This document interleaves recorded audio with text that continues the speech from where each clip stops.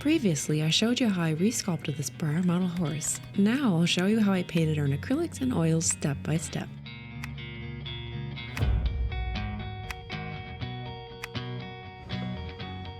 In my previous video, I left you with my prepped and primed Breyer model horse. She is also my project for National Model Painting Month, better known as NaMoPaMo. As part of challenging myself, I'm going to break a convention of model horse painting, and instead of finishing with my white markings, I'm going to start with those.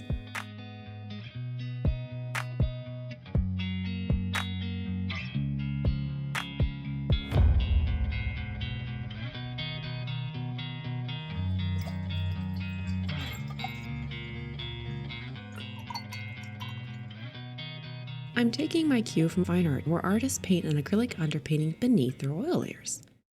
Sometimes these underpaintings can be quite complex, and that's the part I'm really excited for. I want to explore how complex I can make my acrylic underpainting and then see how that affects your oil layers.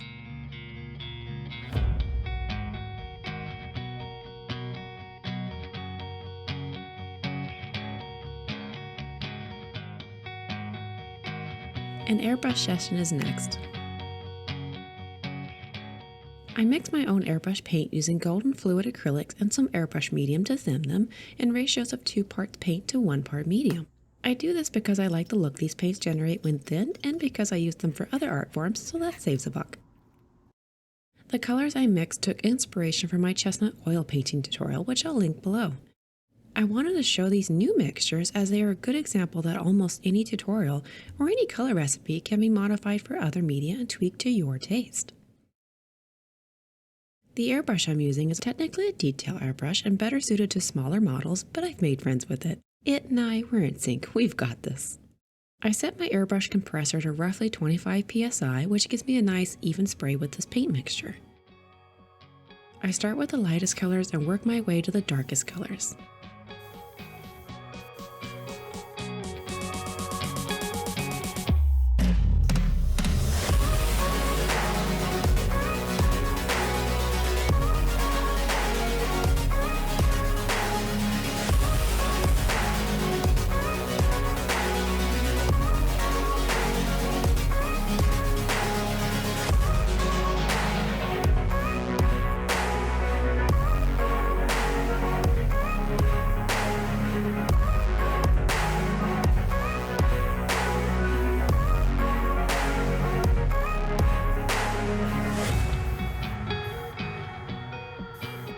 And here I meet my first challenge.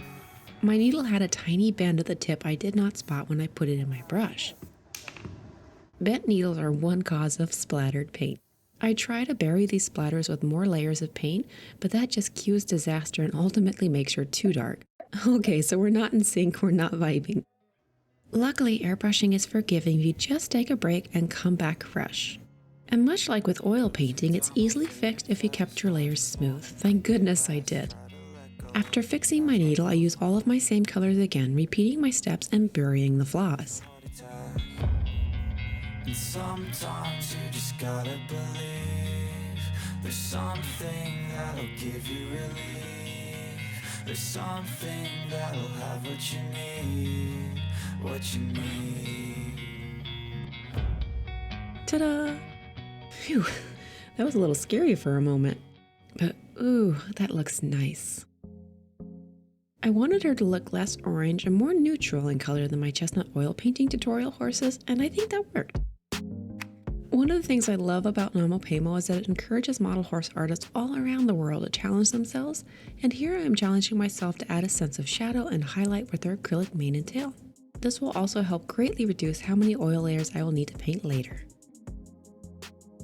Acrylic underpainting finished. Ooh yeah, I'll admit it's very tempting to call her finished. My goal for the layers of oil paint is to add even more life with shadows, highlights, and details. Soft brushes and thin layers are key here.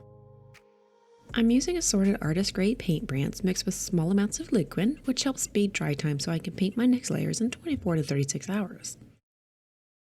That first layer came out a bit too red for my taste, so a few days later I added some ultramarine blue to my darker mixtures. Ultramarine blue is the color complement to the burnt sienna that was giving too much of a reddish orange tone, and when you mix complementary colors together, they dull the results. Exactly what I needed is a color theory known as neutralizing.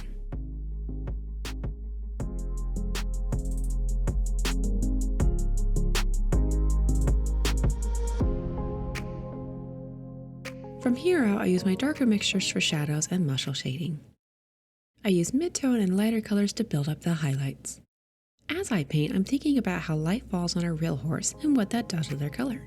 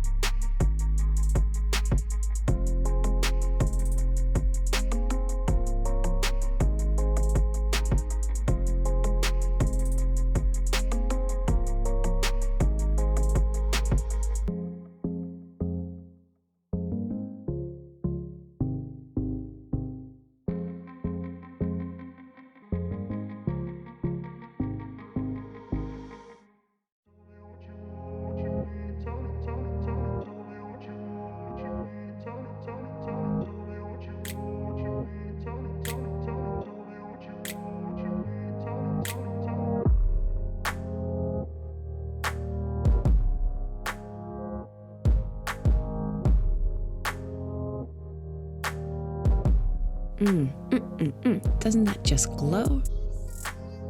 If you watch my Namo Pemo blog, you'll know that I didn't start her oils before Namo Pemo ended, but she was worth the wait.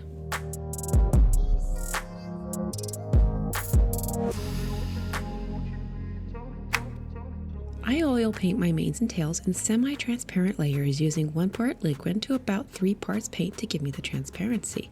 This is twice as much liquid as I was using before, but it's still a small amount. I begin with the lightest colors, leaning into the streaky pigment look that comes from applying a thin layer of oils. In this case, when you stroke the paint in the same direction as the hair, that pigment streaking starts to look like fine hair strands.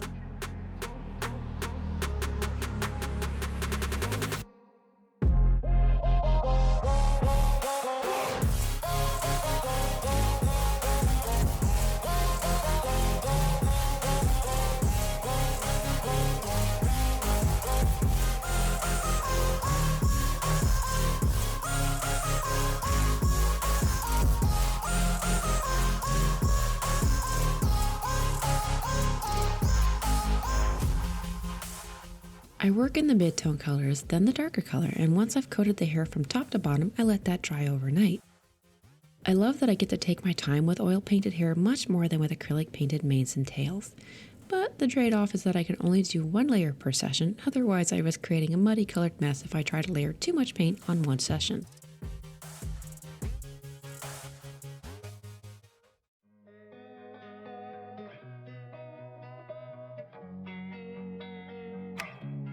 I begin the Rapicano pattern by jotting down some guide hairs with a white charcoal pencil. I like to use this pencil because if I put down a mark I don't like, it's easy to wipe off.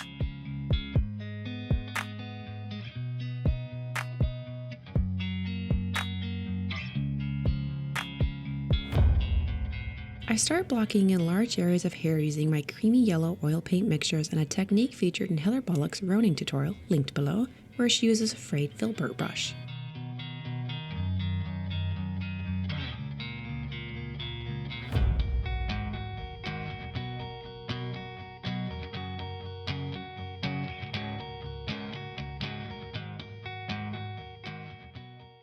Now, since Heather's technique is for a different pattern, Roan instead of Rapicano, I needed to deviate from her tutorial and try other tools and techniques on my own to get the linear look that distinguishes Rapicano.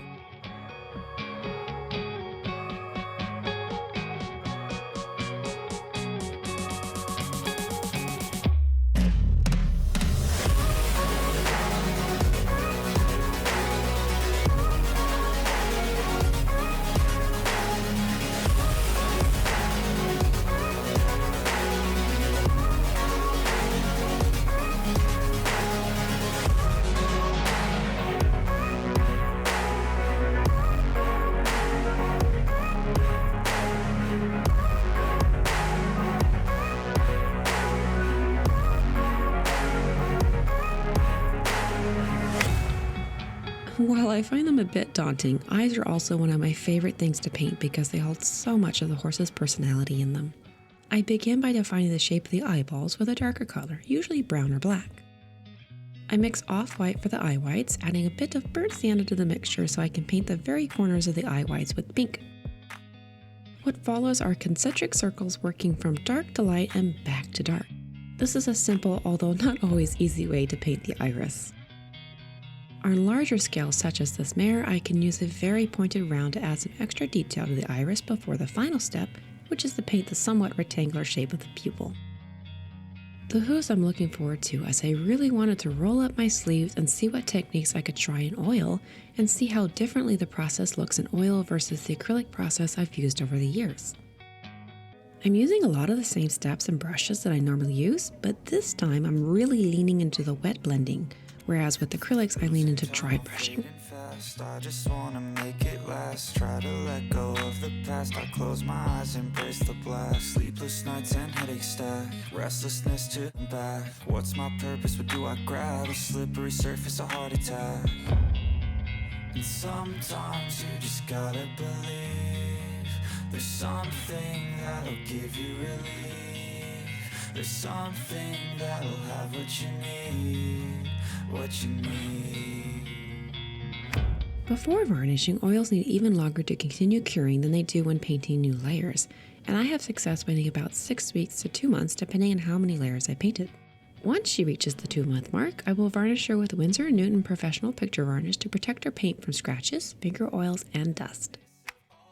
I hope you enjoyed this series on the creation of my Namo Paymo horse, and I thank you so much for giving me a little of your time out of your day to watch. I hope in exchange this inspires you to try your own creative projects, or perhaps it's simply entertained. And with that, I'll let you get back to your day. Bye.